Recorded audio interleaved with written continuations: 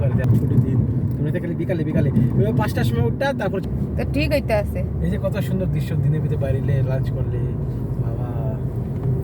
আর রমজান 1 মাস 4 সপ্তাহ বৈশাখ তেল করে যায় 40 টাকার দাম নিয়ে যাবো খাবার হিসাবে যাইবই তো। পাখিটি সুন্দর করে বসে রয়েছে মাশাআল্লাহ, অনেকটি পাখি।